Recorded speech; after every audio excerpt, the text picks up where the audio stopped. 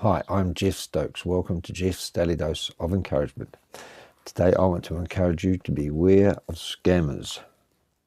Now, this particular passage I'm going to use might seem like a bit of a long bow to draw to connect the two between this particular event and modern day scammers, but let's just give us a bit of poetic license for a bit. In Joshua chapter 9, Joshua and Israel were commanded to destroy all of these nations as they went into Canaan.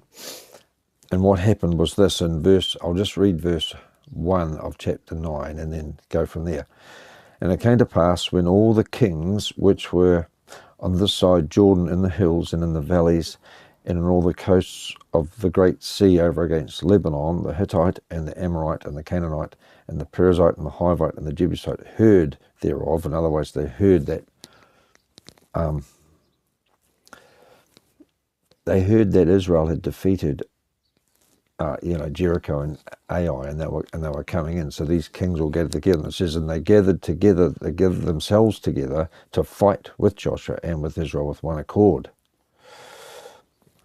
And so there was this war going on, and then what happens is, and when the inhabitants of Gibeon heard that what Joshua had done to Jericho and Ai, they did work wildly and went and made as if they had been ambassadors, and took old sacks upon their asses and wine bottles, old and rent and bound up, and old shoes and clouded upon their feet, and old garments upon them, and all the bread of their provision was dry and mouldy.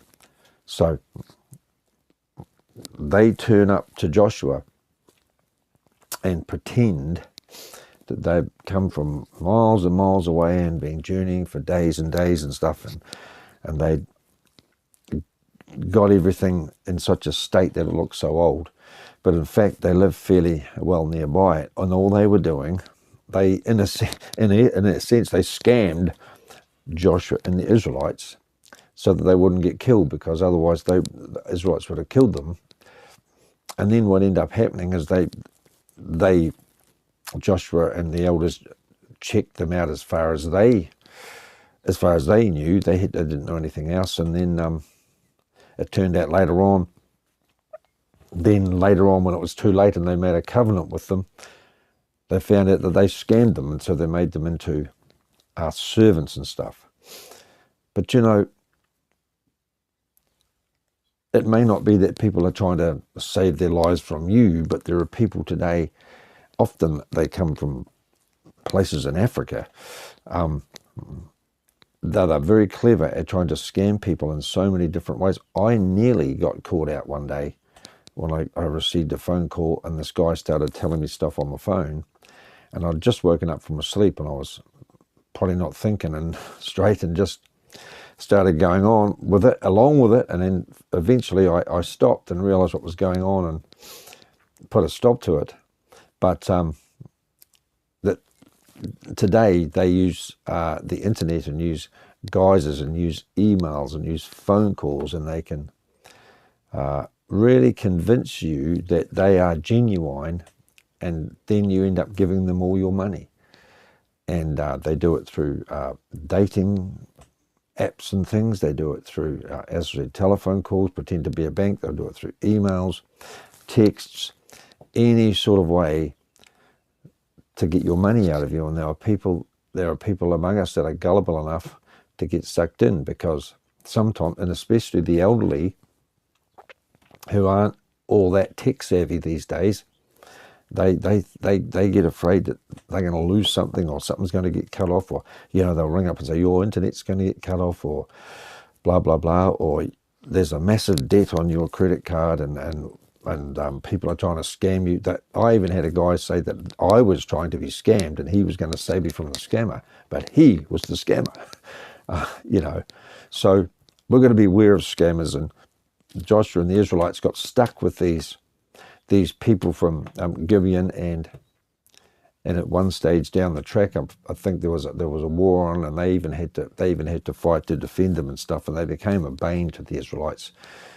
And we really have to do due diligence, if you like, and checking people out before we, as it were, let them into our lives and stuff, and let them in the door. I mean, we had a terrible tragedy happen in the town where I live. As an elderly lady in her 90s who was very well known as a very kind lady, lived across the road from a local college, and some girls turned up and asked if they could use the toilet. And they got in there, and then what they did was they beat the woman up and robbed her, 3 teenage girls, and then she eventually died of her injuries.